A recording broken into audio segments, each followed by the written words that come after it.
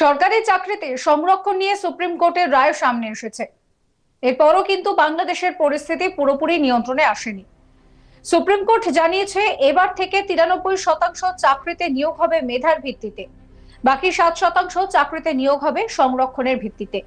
আর এই রায় সামনে আসার পর সাংবাদিক বৈঠকে প্রধানমন্ত্রী শেখ হাসিনা দাবি করলেন যে ছাত্র আন্দোলনের নামে জিহাদিরা হামলা চালিয়েছে।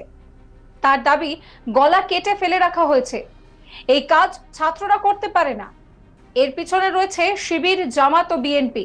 তিনি পরিষ্কার জানালেন যে দেশে আর্মি নামাতে বাধ্য হয়েছেন তিনি, যখন বুঝেছেন যে এই আন্দোলনে শুধু ছাত্ররা নেই, ছাত্রদের পিছনে আন্দোলনে রয়েছে শিবির, জামাত, বিএনপি।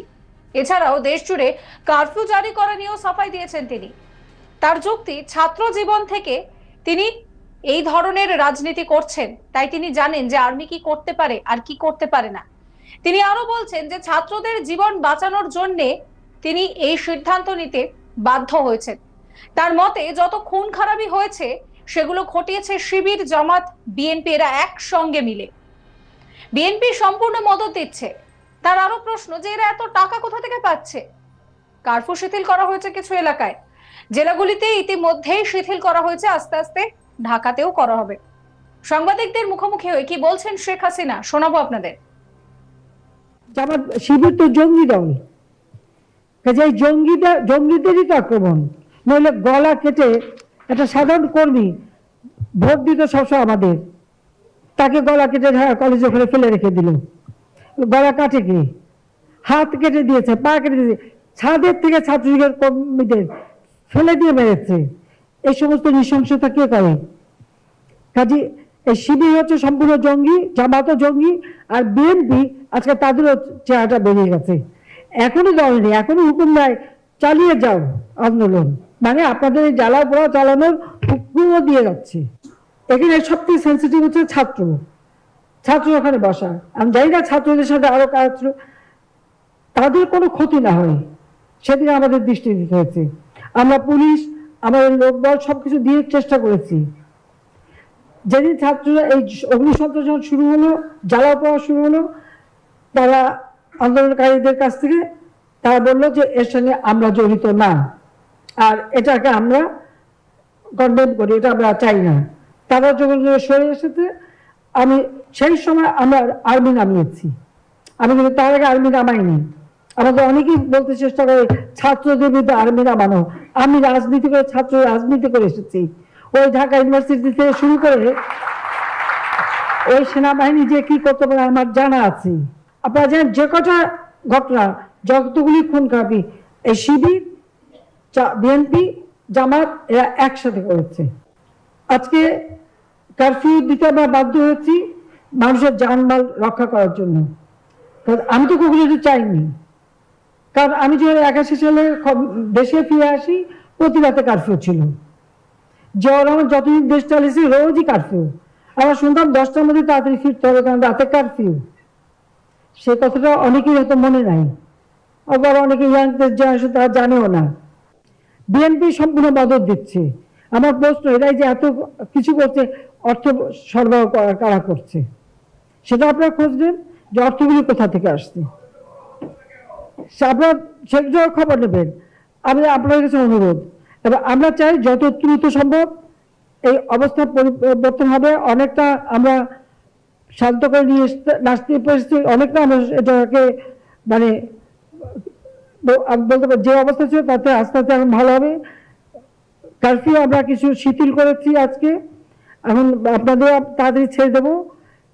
যখনই সিচুয়েশন ভালো হবে সময় বুঝে পেয়ে আমরা দেবো।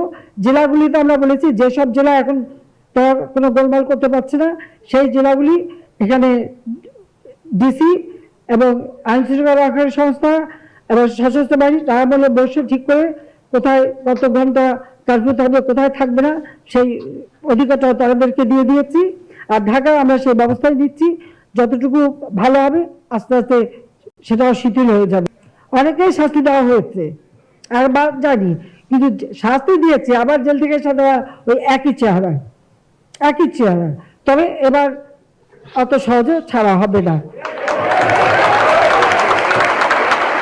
এই ধ্বংসযজ্ঞ চালিয়ে দেশকে নষ্ট করবে আর অনবরত বিদেশে আজে বাজে রিপোর্ট দিয়ে যাচ্ছে।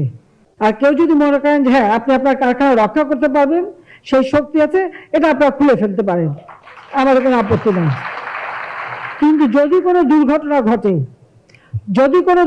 ঘটে তার দায় দায়িত্ব কিন্তু আমাদের দিতে পারবেন না, আপনাদের নিজ দায়িত্ব করতে হবে। তার কারণ আমি যখনই খবর পেয়েছি ওরা যাচ্ছে, আমি সাথে সাথে কারখানা বন্ধ করে শ্রমিকরা নিরাপদে চলছে, আমি সেই ব্যবস্থা নিয়েছি আপনাদেরই স্বার্থে।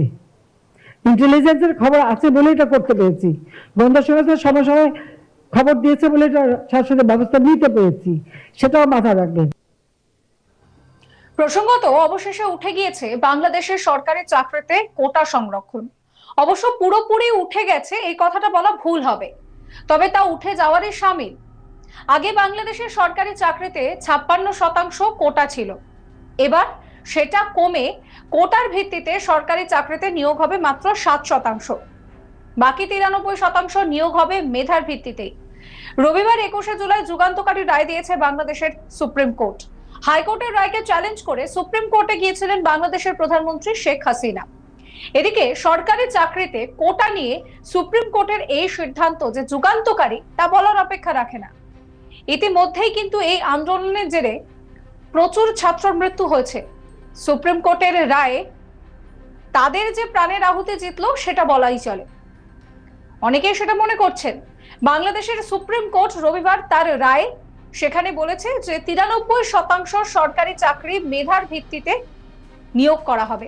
বাকি 7%-এর মধ্যে 5% 1971 সালে বাংলাদেশের স্বাধীনতা যুদ্ধে অংশগ্রহণকারীদের উত্তরাধিকারী এবং অবশিষ্ট 2% অন্যান্য শ্রেণীর জন্য সংরক্ষিত রয়েছে। আগে বাংলাদেশের সরকারি চাকরিতে যে সংরক্ষণ ব্যবস্থা ছিল তাতে বলা হয়েছিল যে 30% চাকরি স্বাধীনতা আন্দোলনে অংশগ্রহণকারীদের আত্মীয়দের জন্য সংরক্ষিত থাকবে। বলা যায় যে এই রায়ের ফলে কোটা বিরোধী যে আন্দোলন তাতে কিন্তু বড় জয় মিলেছে।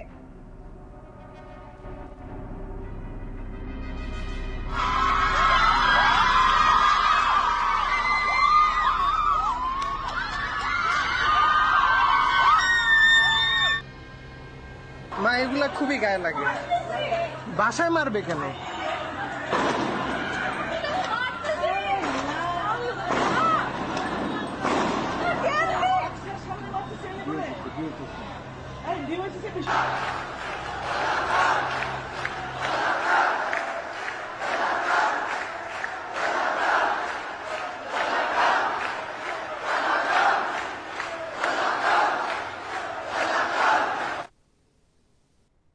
সাবস্ক্রাইব করবেন আজ তাক বাংলার ইউটিউব চ্যানেলকে, ফলো করবেন হোয়াটসঅ্যাপ চ্যানেলও।